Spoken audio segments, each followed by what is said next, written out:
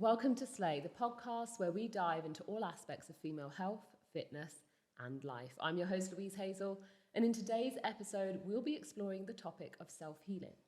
In this fast-paced world, it's easy to get caught up in the demands of our careers and the pressures of everyday life. But what if I told you that it's possible to prioritize your well-being, embark on a journey of healing, and still achieve greatness in your professional endeavors? Today, we dive into the powerful intersection of personal healing, uncovering practical strategies and actionable insights to help you achieve balance. From incorporating mindfulness practices and self-care routines into your daily life to setting boundaries and fostering a supportive community, we'll explore the myriad of ways that you can nurture your well-being while still thriving in your life. So whether you're a busy professional juggling multiple responsibilities or someone seeking to prioritize self-care, this episode is for you. Get ready to be inspired, empowered, and equipped to heal yourself. Joining me this week to discuss this topic is Project Runway winner turned healer, teacher, and wellness entrepreneur, Millana Snow. Millana. Hey. Thank you for coming in. It's been ages. I'm just going to move this a little bit closer to me. How are you? I'm good. I'm happy to be here. I know it's been too long. It really has. Oh, I really miss you. You're such a G. But Millana, I want to take it all the way back. Your story is one that I would say has come full circle.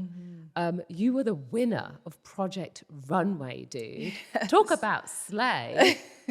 What year was that? That was 2010. So it's been 14 years now, which is really wild to think about. Another lifetime. But yes, I was the winner, the model winner of Project Runway. And it was a life-changing experience for me. I was going to say, thinking about your life, when you look back in terms of what you were doing then, where you were at in your life, talk me through the moment you found out you were winning, and I want to literally know everything in between. Ooh. How did you come to be there in the first place? Ooh, it's a really good story, I gotta say, because at the time I had just graduated from college. Mm-hmm. And I'd been in New York for 3 years, and I spent 3 years struggling. I was a struggling model. I also worked at Vibe magazine. I don't know if you remember Vibe. I don't. But I feel like it's, It was like a hip-hop R&B magazine that its heyday was in the 90s, and this was kind of when things were shifting online. But I was working there. I was hustling on all these kind of side gigs that I would try to get, and I just wasn't getting my break. And at some point when I graduated, I just kind of got to this point where I surrendered. Yeah. I said, you know what? I graduated, which was a huge feat for me because I moved to New York by myself with no family, no support, no financial help. Besides, and you studied communications? Yeah, I did. Mm-hmm. Yeah, I had tons of college school debt, which is the American story at this point. The American dream.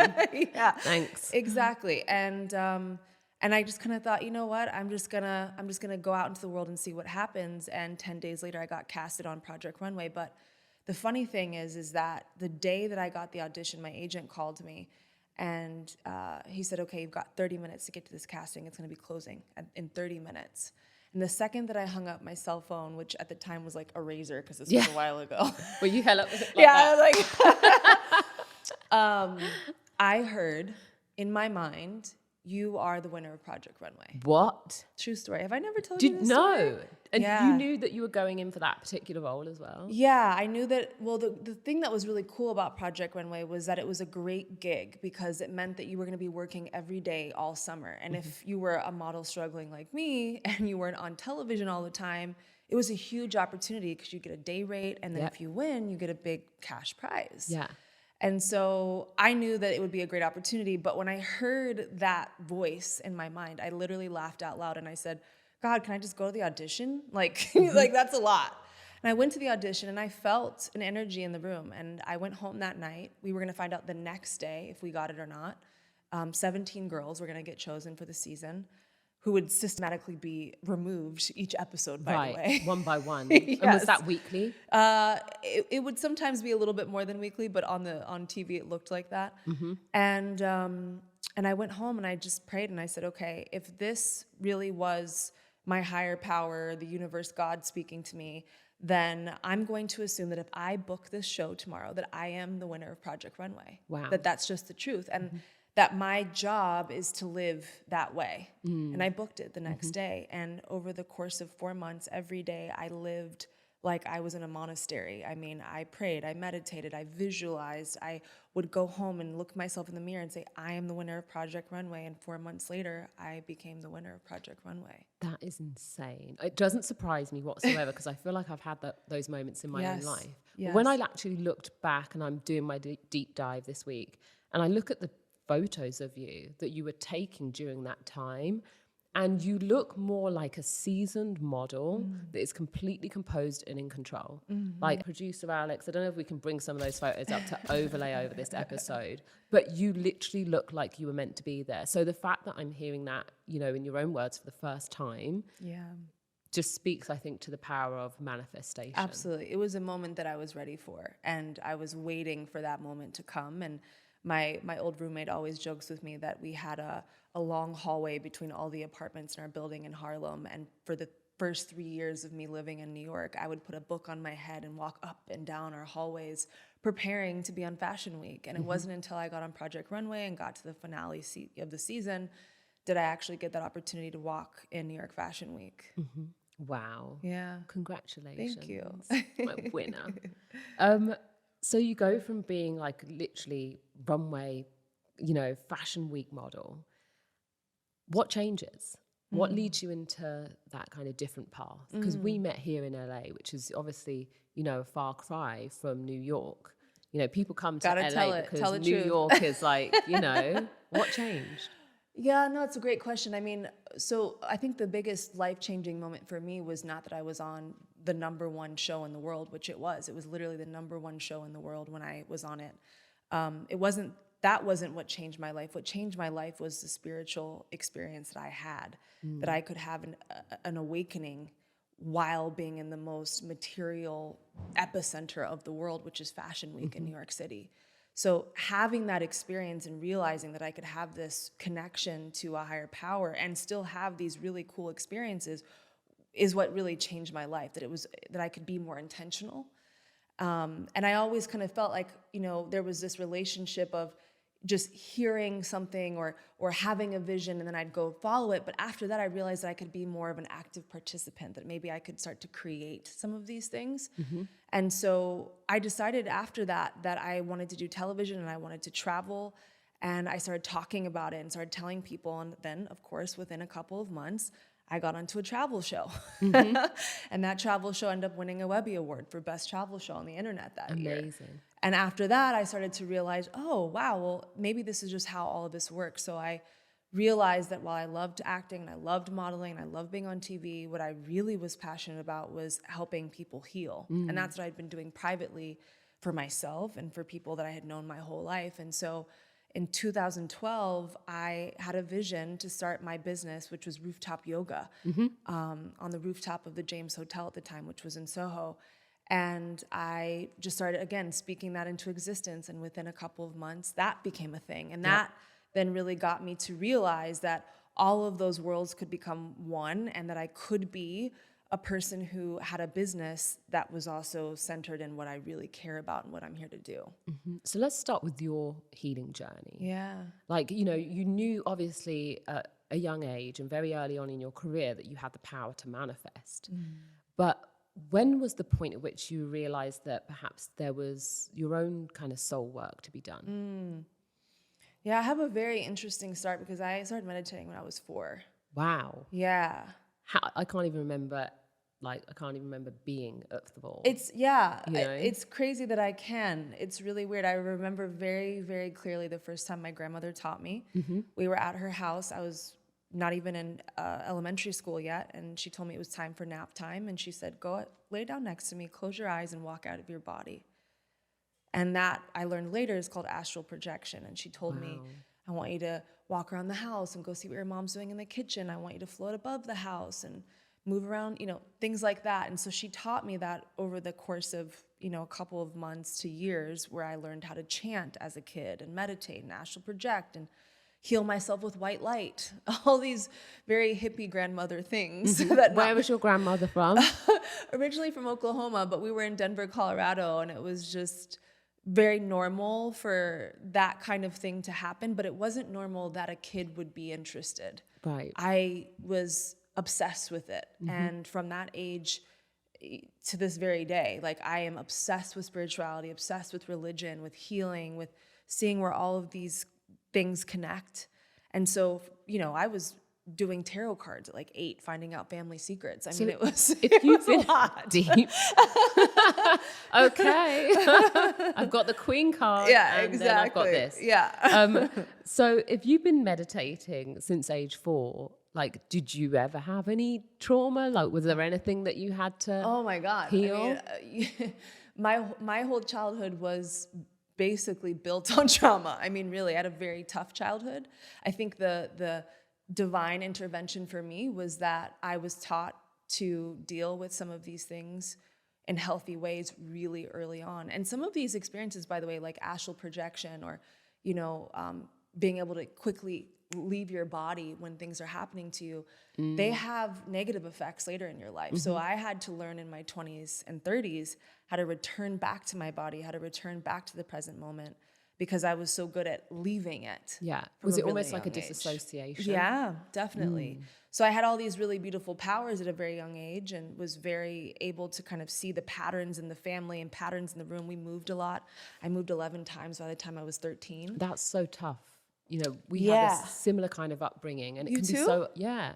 I think, gosh, I would say probably lived in 7 odd houses. Wow. Like, there was definitely a period whereby, we'd moved around a lot. In fact, just more so me, as a child, perhaps like 4 moves. And then as I've been an adult, a lot more moves. Yeah. And that can just be so unsettling to the spirit. Yeah, and it has so many rippling effects into your relationships and Yes. to sticking with things when they get hard because Yep. you are so, I mean, I'll speak for myself. I was so comfortable to just move on. And run. Yeah. And so it in my later years, especially with learning breath work, it was about being present with the discomfort and learning to use my conflict and challenges as an ally rather than like a pivoting moment. So And an adversary. yeah. So I did have a lot of trauma. I mean, there's I think there's a lot of people who look at people like me, especially because they see my healing work and they think, oh, she was a model or she does this. She must have been. No, it was a really tough time for me. And when I got into my 20s and moved to New York, I was in absolute abject poverty. So it wasn't really until I hit my mid-20s that I start to have a turning point. But the gift for me and why I do the work that I do is that I always had tools to make meaning that served me no matter what happened. So, like, I remember a time when you took me to a healing circle. Do you remember that? Oh my God. It was pre-pandemic. It was a group of women. It was at your place in Silver Lake. Wow, I forgot I think you about that. guys had just gotten the house. And, I was just blown away. First and foremost, like, thank you. It was amazing to be around, women, but not from a place of like competition, from a place of support. Because prior to that, my girls' nights were with a group of athletes. The energy was also always very, very different. And you probably, have experienced some of that yourself growing up in the, coming through the world of modeling.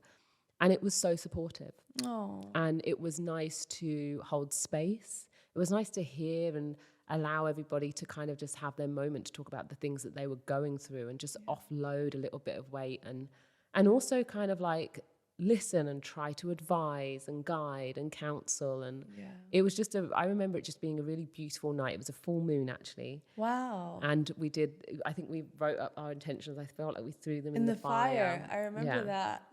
It was beautiful. I absolutely loved it. But take me back to the moment where you knew that you had a profound impact on somebody else. Yeah. Well, I think like so many kids who experience trauma and have come from codependent families, it's common for a child to come out and become the healer, to become what we call the wounded healer. And that's what I was for a long time. So I really honed my gift, which was a family role of making people feel comfortable and safe. And so really early on, I mean, I would even say in elementary school, I could see that I could give somebody a massage and they wouldn't feel so stressed, or I could see their emotional need and fulfill it. And so it took an interesting turn because as I got older and I moved to New York, I was in this completely different world of modeling, which is crazy. Fashion is a crazy industry. And I was meeting all of these women from all over the world that experienced a lot of trauma on a daily basis. Yes. And I was able to take some of the same things I would do with my friends back home or my family back home with them and see that their whole lives would change, or that the dynamic with their agents would change, or their boyfriends wouldn't be, they would just disappear because they had changed so much internally. And so that was when I started to go, I think maybe I could help people in a real way. And at the time, there wasn't really like this wellness industry like we have now, where there was this idea that you could even be a healer and you could get paid for it. So a lot of my time in New York was kind of just doing it for fun and doing it with the women that I knew.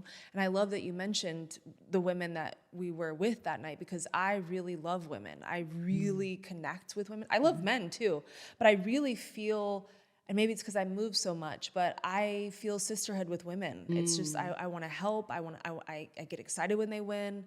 And so I was doing that a lot in my 20s, and I got to see a lot of cool things happen. And it wasn't until later did I realize that you can get paid for this. I had no idea. Was there one person who had a reaction where we were just blown away? You were just like, whoa, I was not expecting that, or they really needed that?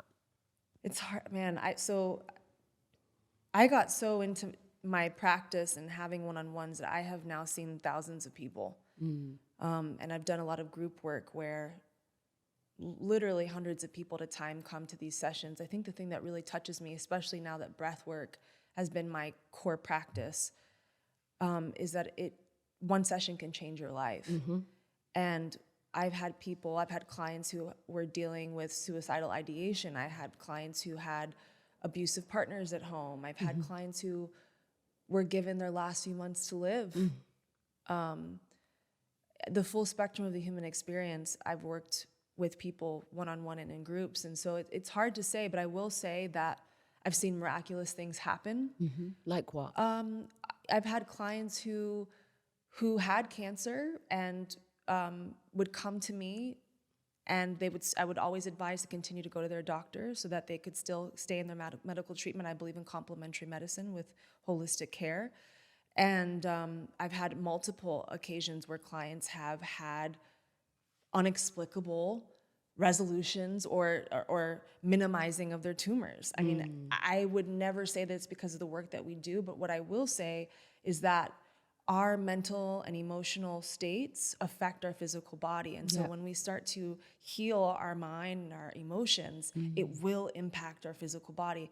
And if we can capture that before it's gone too far, it can have profound physical effects. And I've seen that in the cases of cancer. I've also seen many cases where women have come to me with infertility issues. They could not get pregnant for years. They tried everything. We did a few sessions. We got to some of the root of their psyche, where their mental, emotional blocks or traumas were in relation to that fertility experience. And they miraculously have gotten pregnant. And that's happened at least 8 times. Wow. Do you feel like there's a common ground or a common theme that's weaving, when it comes to like infertility issues? Well, I think that we're all different. I mean, I'm thinking of one woman that I talk about from time to time who, she came to me, very successful artist. She was the sole breadwinner of her home, her household. She also had family members who were living in the household. And it was because her art was so successful. And she was trying to get pregnant. She could not get pregnant for years. She came to me. We went into some deeper altered states through the breathwork practice. We did some conversations in that state to see, is there a block here? And we found that she had a deep fear of bringing a child into the world because she already felt so burdened by being the sole breadwinner, because ultimately she loved her art, and her art had now become the only way that her family was surviving. Yeah. So under all of that was a deep resistance to having more of a burden on her art, which she wanted to do irrespective of the money. Yes. And when you think about that, it's so logical. It makes so much sense. When we detangled that and we helped her see that, there are other ways to do this. It doesn't have to be weighing on your art. It doesn't have to be all on you. Maybe there's some new boundaries to set. She was able to make those changes. And then guess what? She had 2 babies. Oh, Yeah. I get it. I'm so broody at the moment. I don't know what you guys call it, like baby fever. I'm so broody. Anytime I hear the word baby, I just go, Yeah. that's incredible. Yeah. But I think, I don't think we give ourselves enough credit for the amount of the way in which our mental affects our physical. Like the body really does keep the score, doesn't it? Absolutely. What do you think the biggest misconceptions are about being a healer? The number one thing that comes to mind is that people think that I'm going to save them or that I'm doing the healing. Healers do not heal you, you heal you. Absolutely. We are here to support you. We're here to remind you of who you are and help you get back to yourself. But ultimately, it's like, they say that saying, leading a horse to water, you can't make him drink. It is always us that heals ourselves. And it's the healer's job to support you in that, to help guide you back to yourself. And I think that's really important. I don't think I could agree more, especially in, the role here at the gym and personal training. The never a truer word was spoken. It feels like it's exactly the same thing that we're both kind of echoing. What do you feel like are the skills that you have learned in your life that have enabled you to operate at that level? And have those skills come from negative experiences or positive experiences? Ooh, that's a good question. Skills that have brought me to that realization or to where I am? To be your ability to help people, guide them. Well, right now I'm working on my book, and I'm focusing on 7 core principles of healing.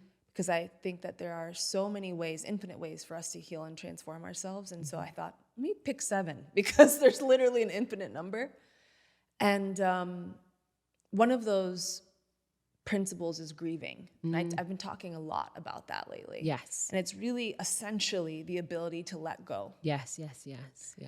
And maybe moving all those years helped me do that. There are other things like integration, which is the ability to allow something in. Yes. That is on the other side of that I had to learn. But the ability to let go is extremely important. And to allow ourselves to let go so that we can open up to the unknown is probably one of the best skill sets that I've been able to strengthen over the past decade. And I think it's something that I see with a lot of people that are really struggling. They have a hard time of letting go. Why do you think that is? When I've been thinking about this principle, the principle of grieving, I think that one of the reasons why it's so scary for people is because we don't talk about it. We're afraid of it. And I think it has gotten a bad rap that, attachment is not actually healthy. I think we think the opposite, like being attached to something in our culture is showing that you love it or that it's important to you, not recognizing that everything and everyone will pass. Yes. And so while we do need to learn how to hold each other and hold ourselves, we also need to know how to let go of each other and ourselves over and over and over again. And so I think that it's just lack of understanding of how this thing of life works. Life is about letting go and then allowing in, and then letting go and allowing in. And it's just that constant cycle. And so I'm really passionate about this concept right now because I think, especially with everything that's going on in the world, I think it's important for us to understand that the way that we grow and heal is by letting go of the versions of ourselves that we have known. The version of this world that we thought was good or even scary. If we can learn to let these ideas go, these parts of ourselves go. The ones that need to die. So, yeah, exactly. Then something new can come forward. I feel that. I feel like one of the things about track and field is that, and when I think back to my kind of time as an athlete, there was zero letting go. There was no time for letting go. There was only the next performance, the next race, how fast, how far, how aggressive and all of those things. And I feel like actually my life post track and field has really only been abundant because of my ability to let go, my ability to let go of the sport, my ability to let go of the identity, my ability to, let go of, grief, loss, my parents, all of those things. And I remember, I'll open up a little bit just for a moment. My mother passed in 2021, which is, just a few years ago. And at that time, obviously, we were all still in the pandemic. I was unable to travel back to the UK for her funeral. I was locked down here. My visa was like completely locked up in, admin nightmares.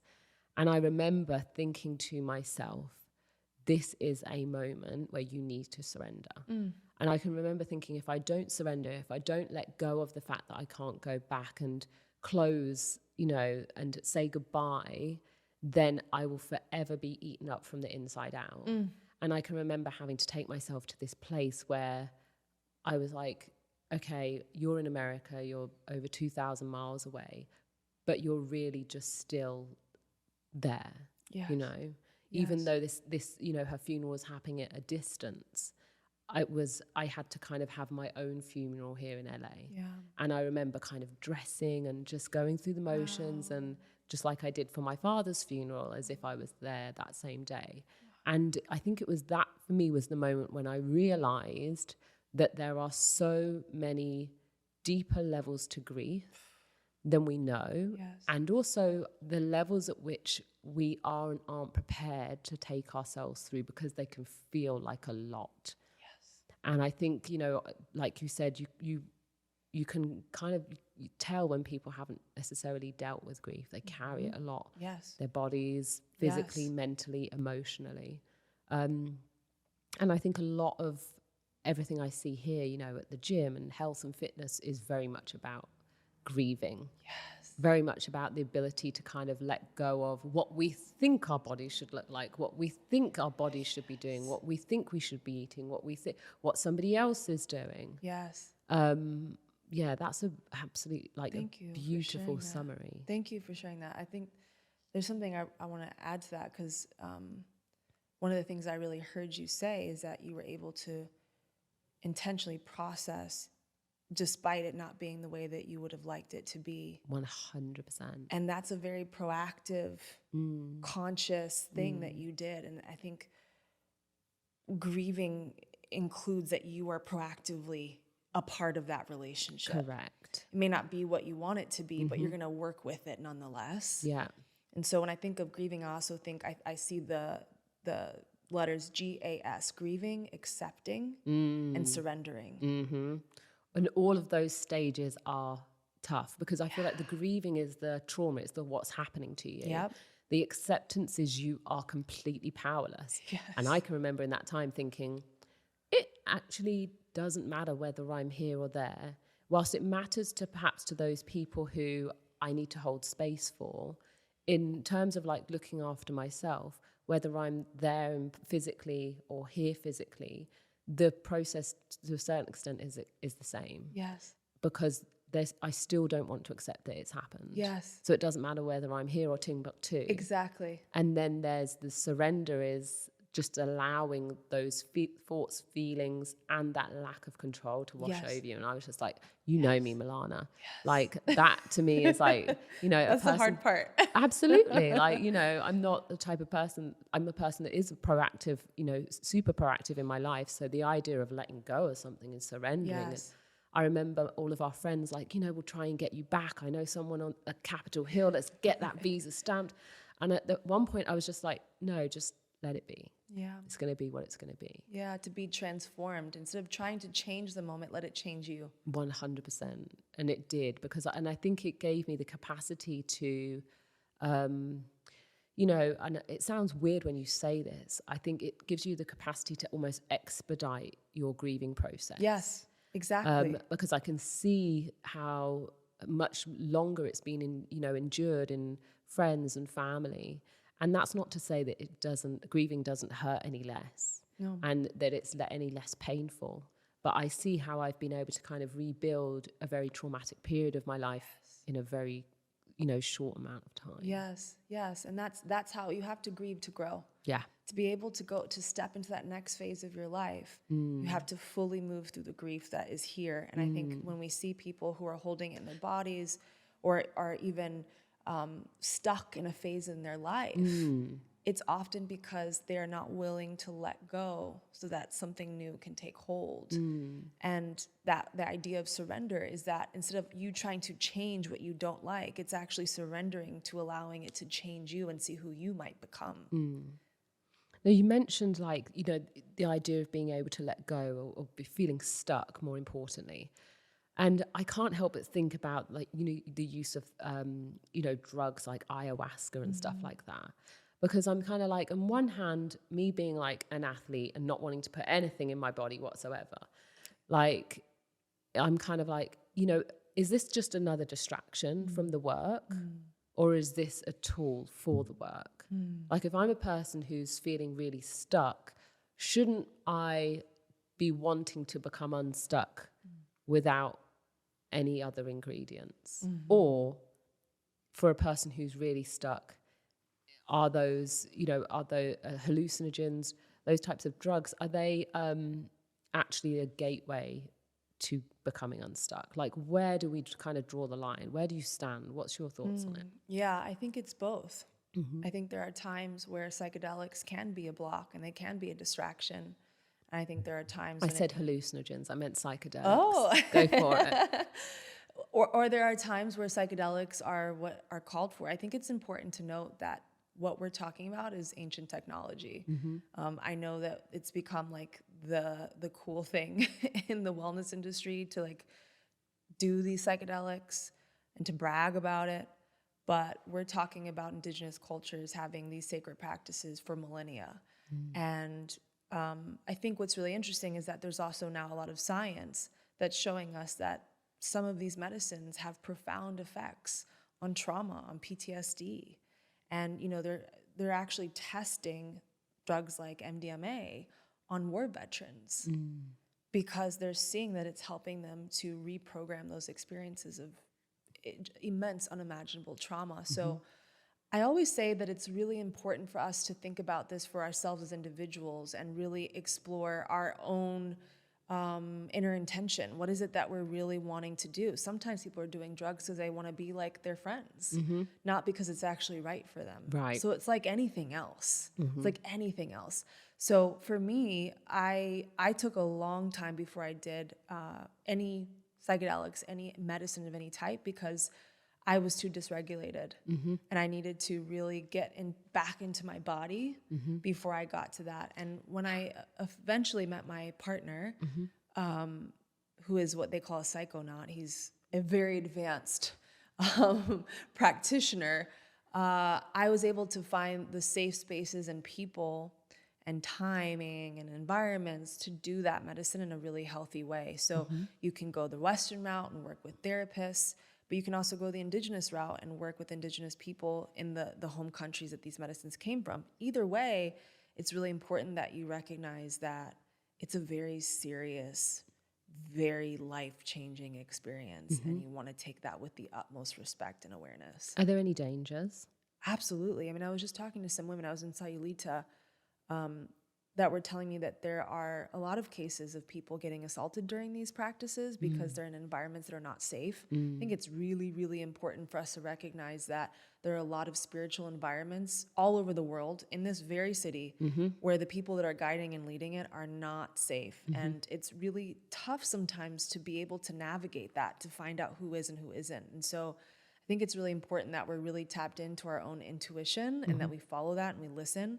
I think another thing that's really interesting is that obviously the dosage and you know, where you are in your own mental, emotional, and physical health is going to be major in how that's going to be for you. So for example, in some of these MDMA trials, if you have family who has severe mental health conditions, you are immediately opted out. You're not allowed to get into these trials. And so it's important to really do your due diligence, not just on the medicine that you're taking, but the people that you're working with. Absolutely. You mentioned being dysregulated. How would one know if they're in a state of dysregulation? Yeah, that's a great question. Well, I think the most obvious answer to me is like, if you're anxious on a regular basis, if you say I'm an anxious person, you're dysregulated. Because people are not anxious naturally. There's a reason why they are anxious. And that's not bad. I used to be that person.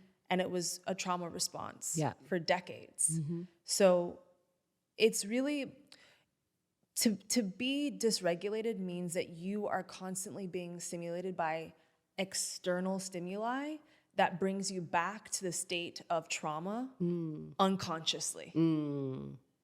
So if you're unaware that you're continually being put back into these triggered states, then you've got two problems going on. Because one, you're not making choices from a logical and intuitive place, but from a reactionary place. But two, you're not aware that this is how you're living your life. And so I think we really want to look at, even the most basic physical things, like if your mouth gets dry all of a sudden while you're out and about, or if you start shaking, if it's a regular occurrence that you feel lightheaded, or that you breathe really shallowly, or you have a lot of physical issues with being able to sit still, or to feel like you can concentrate. These are all signs that you're dysregulated. Now, I'm also being really general. I think there's a lot of nuance here that I'm not speaking to, but I think it comes down to being triggered, and it being triggered often. And that's how you know that you're not regulated. How often, Millana? How often? Are we talking daily, bi-weekly, To the every point Sunday? where it's hard for you to live your life. Got you. Because Eric always says to me, he always talks about my anxiety. And I'm like, what anxiety? What are you talking about? I genuinely I've never really used the word anxious. I'll use the word I'm tired or I'm overwhelmed. And I can always kind of put a name to how I'm feeling. If he's like, oh, well, you're ramping up again, I'm like, I'm ramp you up in a minute. Do you know what I mean? I find that really kind of frustrating, because I'm like, no, I know exactly how I'm feeling at the time and why. Are we always aware, like you said, that we're like dysregulated, or is having an awareness that we're like stressed? Is that a good sign? Because surely you're then able to kind of bring yourself back, no? Yeah, it's really interesting. I think a lot of people, their normal is being dysregulated. And so being calm feels uncomfortable. Being at ease feels dangerous. And so I guess one of the ways that you could look at this, that you could test this out, is if... I'm smiling because I'm like... You're like, are you talking to me? Check. If you feel really uncomfortable laying on a beach... Oh, no. Doing nothing... Oh, no. Give me a beach any day. That's great. Yeah. If you feel really uncomfortable meditating and your mind cannot stop talking and you have things that you got to do that seem more important, that might be a message that you're dysregulated, or that's your everyday setting. Basically, what I've noticed is when people are in a more relaxed state and they struggle against it, that's telling me that they're more often dysregulated than not. Got you. They're fighting it. I know I have a tendency to do that. It takes me sometimes a while to step into holiday mode or whatever. Yeah. And it's just purely and simply, I think, there's so many other things I could be doing. Totally. And knowing you too, you've been an athlete that's operated at such a high level for so many years, and that has its residual effects over time. 100%. Right? That you're just like, that you live at a certain level of intensity because that's what you have been doing. Yeah. And not to mention, weirdly, the 7 events, which I think lends itself is great when you're an entrepreneur because you have to put on multiple different hats. Totally. But when you're just a human being trying to live your life, I try to make it a positive. I can do the washing, the clean. Thanks, babes. I love it. Millana, let's talk about some fitness, because not so long ago, Yes, you called me up. You were like, Lou, this is after the pandemic. I'm ready to work out. Let's get it popping. Yes. And you had one of the fastest and most successful transformations that we've ever seen in the Slay Gym. Did you know cool. That? Can I get a little award Plaque. for that? You didn't know we already have one in the restroom. Is my face on some wall somewhere? Yeah, we've got the plaque's already there. It's in the winner. Excellent. I think watching you obviously, intentionally set your mind to getting fit, getting in shape, just changing what you were doing changing what you were doing with regards to like exercise and stuff like that, which was 0. Yeah, by the way. Prior. I was gonna have you say it. I wasn't gonna throw you under the bus.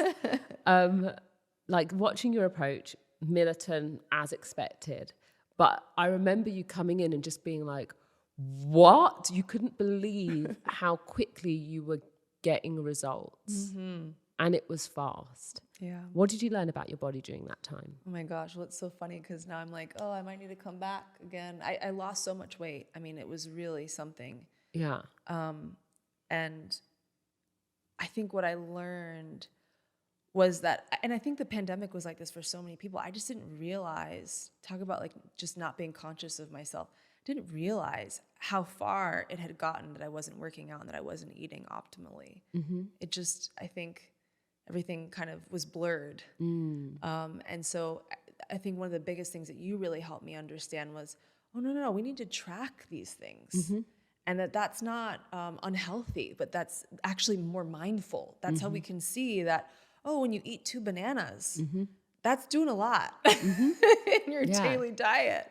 So that was really big for me. I had never tracked my meals ever. Even when I was modeling, I had never done that. Another thing that I learned about my body is that I do like lifting weights. I played really competitive basketball in high school, and I thought that I hated lifting weights. Yeah. And it just turns out that if you have a plan and a routine, that it's really fun because you get to get better and you get to see how much better you get. So yeah, those are things that I really cherished about that time. And I mean, now I feel like I'm in better shape than I've been in a really long time, and I'm really looking forward to getting even better. What do you say to those people out there who perhaps, aren't yet engaged or with fitness and health and stuff, and either they've taken a break or they're thinking about coming back, and also people that are on the kind of healing journey as well? Yeah, I would say for me, it's really important to have an end in mind. I get kind of loosey-goosey and lost if I don't have a very clear vision of something, a goal. And I think that's one of the reasons why we were able to move so quickly, because we were getting on these, like, what is that the in-body? The in-body. And you were like, okay, in 3 months we're going to do that. And I was like, I'm on it, So it gives, it almost gamifies it. It's not personal anymore. It's more about like just doing what you got to do. Yeah. So I think getting clear on your goals and also making those goals more health-based than about aesthetic. Yes. I think that's really important.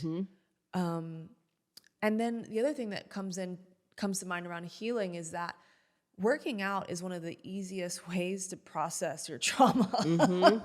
You want to work through some shit, work out. Absolutely. It helps. Yes. It really helps because it gives you, not only does it move energy, but it gives you a sense of confidence that you can overcome hard things. Oh God, doesn't it? Yeah. So I found that if I really was conscious of the things that I was working through in my emotional, spiritual, mental life, I would bring it to the gym. I remember. You do? Yeah, absolutely. 100%. I'd be like, okay, give Millana some slam. I'm like, give me that bouncy. Yeah, exactly. Yeah. Oh. Absolutely. Now, Millana, I'm going to wrap up with 10 quick-fire questions. The game is called Inhale or Exhale. So, inhale, we want more of. Exhale, we're expiring these things. Are you doing this because I'm a breathwork teacher? Absolutely. Oh, okay. I do this with everyone. I love this. This is great. Okay, don't think too hard, just inhale or exhale. Okay. Say it out loud, don't breathe. Okay, got it. Body image issues. Exhale. Supportive women. Inhale. Diet and exercise. Inhale. Healing circles. Inhale. Social media. Exhale. Toxic positivity. Exhale. Breath work. Inhale. Hypnotherapy. Inhale. Ayahuasca. Inhale. Sound baths. Inhale. Amazing. That was fun. Oh, bless you. Millana, that was easy. Thank you so much for joining us on the Slay podcast. You are literally a breath of fresh air, excuse the pun. I've really missed you. I can't wait for our next healing circle. Yes. What's coming up? We know you're writing a book. When will it be out? Yeah, so it won't be until next year. Okay, 2025. Yeah, we're gonna have a fall 2025 release. But in the meantime, I'm planning some more retreats and trainings, and really looking to do some big group events. So cool. Do we have a date yet? We don't, but I do have a really cool event coming up with Tom's Shoes, which I'm actually wearing right now, in July. Wow. So I want you to come. I will be there, absolutely. And then for anyone that wants to find you and keep a check on your events, your website? Yes, MillanaSnow.com. All my events are there. It's always kept up, and the Instagram Millana Snow as well. Amazing. Thank you so much for joining. Thank you. In summary, I heard a quote once that said, "There's beauty in the journey, regardless of the outcome." That concludes this episode of Slay. Stay tuned for more empowering discussions on female health, fitness and life. You can follow me at Louise Hazel on social media, and you can follow Millana at Millana Snow, especially if you're looking for some self-healing. Check out Slay Brand at Slay Athletic, and don't forget to subscribe to the Slay podcast if you haven't done so already on Spotify, and leave us a review. You can also get all the tools and resources from our podcast on the Slay app. You can download it there for free from the App Store and join our online community.